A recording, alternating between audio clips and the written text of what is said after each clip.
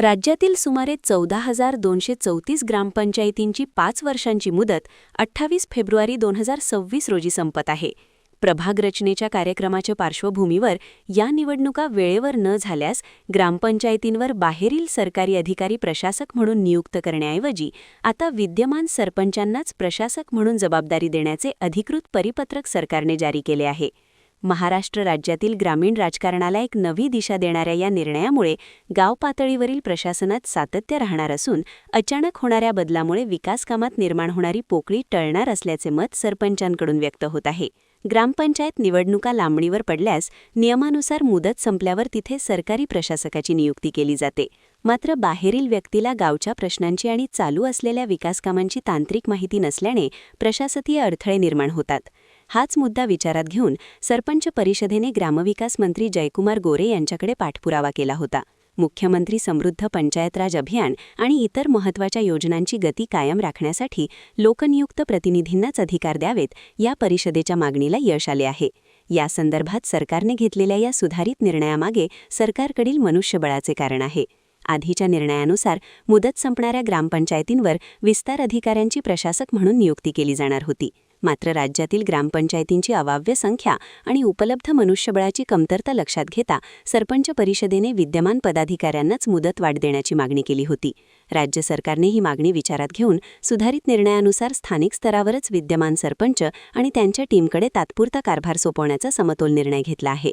या निर्णयानुसार मुदत संपण्याच्या दिवशी जे सरपंच पदावर असतील त्यांचीच प्रशासक म्हणून नियुक्ती केली जाईल. त्यांच्या मदतीसाठी विद्यमान उपसरपंच आणि सदस्यांची एक विशेष प्रशासकीय समिती स्थापन करण्यात येईल, ज्यामुळे निर्णय प्रक्रिया सामूहिक आणि सुलभ होणार असल्याचे सरपंचांकडून सांगण्यात आले. नुकत्याच राज्यातील हजारो ग्रामपंचायतीचा कार्यकाळ हा संपला असून यामध्ये शासकीय अधिकारी यांची प्रशासक म्हणून नेमणूक करण्याचे आदेश दिले होते. परंतु सरपंच संघटनेच्या वतीने जो पाठपुरावा केला आणि त्या पाठपुराव्याला राज्य सरकारने जो आदेश दिला की विद्यमान सरपंच यांनाच प्रशासक म्हणून त्यांचा 6 महिने कालावधी वाढवून द्यावा, कारण गावातील जे जनतेची कामे असतात ती कामे सरपंच यांनी 5 वर्ष गाळा हाकललेला असल्यामुळे त्यांना त्या ज्ञात असतात आणि सरकारी अधिकारी हा सुट्टीच्या दिवशी हा येऊ शकत नाही. त्यामुळे गावातील जनतेची कामे ही 24 तास कधीही पडू शकतात. त्यामुळे विद्यमान सरपंच हेच ते काम करू शकतात. त्यामुळे राज्य सरकारने जो आदेश दिला त्याला प्रशासक म्हणून जो कालावधी वाढवून दिला त्याबद्दल राज्य सरकारचे मी आभार मानतो. संपूर्ण महाराष्ट्रभरामध्ये एकच चर्चा होती. ज्या ग्रामपंचायतांची मुदत संपली होती 14,234 त्या ग्रामपंचायतवर शासनाचे प्रतिनिधी नेमून दिले होते, जसे की विस्तार अधिकारी, काही व्हिडिओ. त्यामध्ये जे अधिकारी नेमणूक केली होती प्रशासक म्हणून, गावातल्या भानगडी हा एक सरपंचच चालू शकतो आणि कुठेतरी मग असा जर प्रशासक लागला तर तिथं ग्रामविकासाचा गाळा हा थांबतो. याच संदर्भात आमचे संघटनेचे अरविंद दळवी जे संपूर्ण महाराष्ट्रात संघटनेचं आमचं काम करतात, आम्ही आमच्या संघटनेने सर्वांनी ठरवलं की कुठेतरी आता आपल्याला न्याय हवा, म्हणून आम्ही एक याचिका कोर्टामध्ये दाखल केली आणि तिथं हायकोर्टानं निकाल दिला की या संपूर्ण जे प्रक्रिया झाली होती शासनाची याला कुठेतरी स्टे दिला आणि पुढील कारवाईसाठी 24 फेब्रुवारी हे तारीख नेमल्या गेली. आणि त्याआधीच शासनाच्या लक्षात आलं की कुठेतरी आता सरपंच संघटना महाराष्ट्रभर आक्रमक होत आहे आणि त्याच अनुषंगाने त्यांनी नुकताच आता 2 दिवसाच्या आधी एक GR काढला.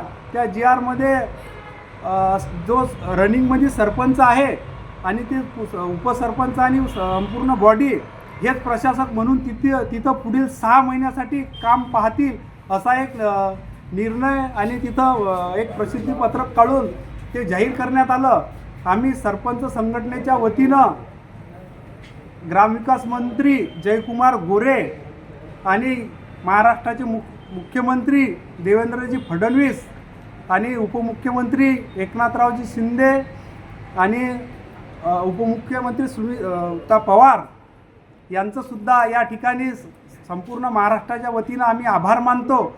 आणि आमचे जे सरपंच कोर्टमध्ये गेले संघटनेचे अरविंद दळवी यांचे सुद्धा आम्ही आभार मानतो या ठिकाणी. हो, निश्चितच तुम्ही पाहिला असाल, सरपंच हा गावासाठी सतत झटणारा व्यक्ती असतो.